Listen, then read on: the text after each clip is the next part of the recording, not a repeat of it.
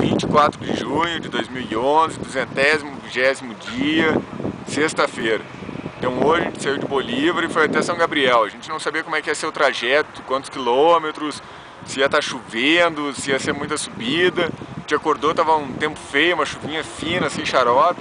Então decidiu dar mais uma descansada. Acordamos lá pelas 9h30, aí sim o tempo já estava um pouco mais firme, estava mais ou menos ainda, mas já tinha melhorado. Então saímos pedalando. Para nossa grata surpresa, era um sobe e desce, não era só aquele subidão alucinante de ontem.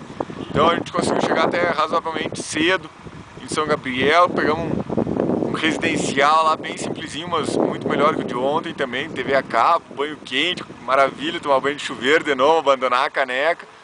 Aí rapidamente já nos arrumamos, viemos aqui para El Ángel, uma cidade turística perto, que a gente imaginava que ia ser muito legal, ecoturismo e laguna para todos os lados. No final ficamos um pouco decepcionados, que as lagunas são bem longe, dá mais de 1 hora de carro, porque as estradas são ruins.